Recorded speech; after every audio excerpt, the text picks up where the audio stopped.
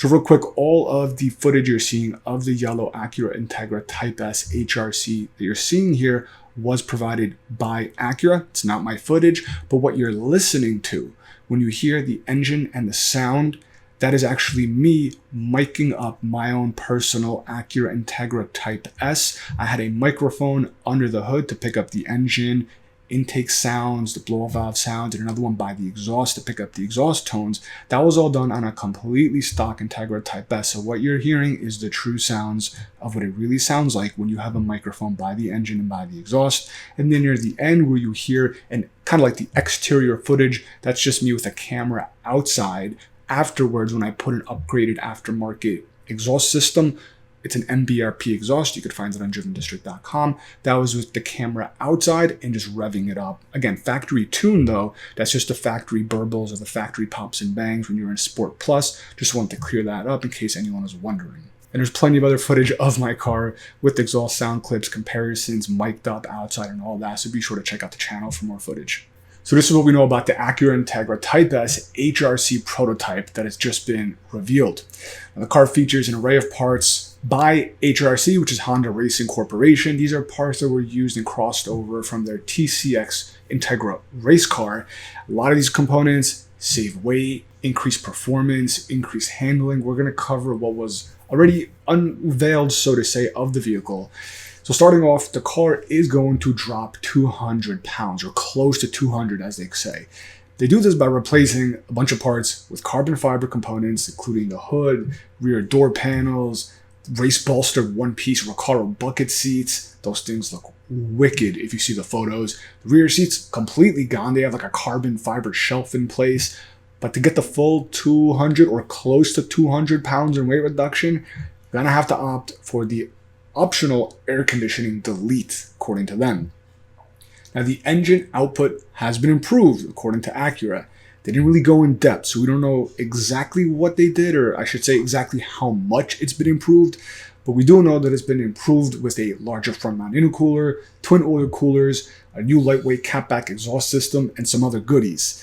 Now, these components, again, were developed for the Acura Integra Type S HRC TCX race car. A lot of this was the stuff on their actual race car that they were able to cross and bring into the HRC prototype. The HRC does sit 15 millimeters lower and further optimizes the handling by incorporating a track-ready coilover suspension system, adjustable rear anti-roll bar, and adjustable front and rear camber plates. It also comes with new lightweight forged wheels, which are 19 by 9.5 inch, an increased negative offset, which widens both the front and rear by 30 millimeters. All this is done not only to improve the handling, but also, gives it a more aggressive stance. Let's not lie about that. The thing looks really aggressive with everything they've done to it. Grip is also maximized via a set of sticky Pirelli P0 Trofeo R tires. The size is 265/30, 19 inch, like we said. It's a 60 Treadwear rating. The front brakes have also been upgraded with some massive 15-inch two-piece rotors, which according to Acura is 1.4 inches larger than the standard Integra. They said standard Integra, so I wasn't sure if they're literally talking about like a base level or the Type S, but they're larger. Let's just put it that way. And Brembo 6-piston aluminum calipers. Now on the rear, we see reduction in unsprung weight by utilizing two-piece rotors. Up front, we have some larger air ducts in the front fascia, which improves brake cooling performance by routing more air to the front rotors. The rear is reinforced with a robust X-brace to stiffen up the chassis. This also provides a multi-point harness attachment location. Interior also features some other upgrades with some Alcantara bits and also color-matched yellow seatbelts, stitching, trim, just lots of yellow they've incorporated here.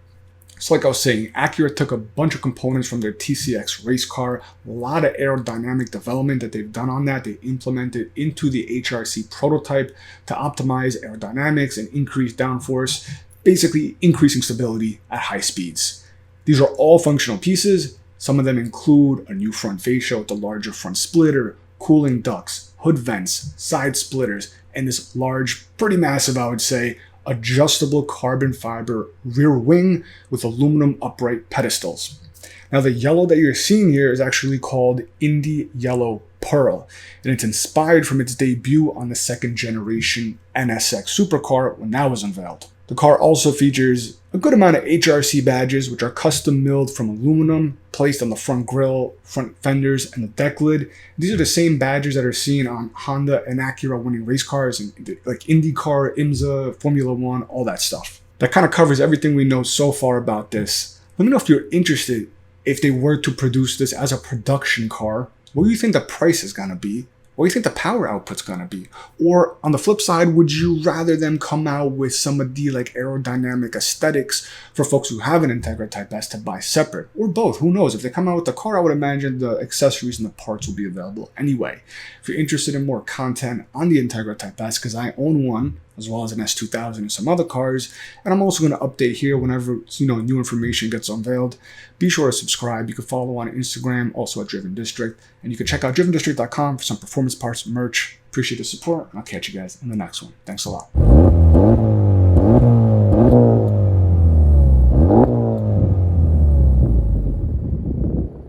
Now let's go into sport mode, which means valves are open.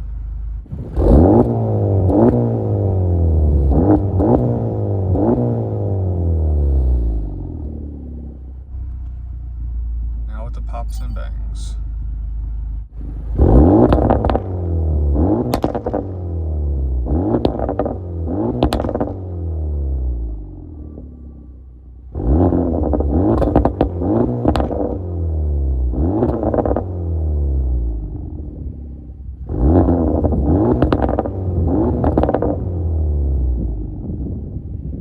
Yeah.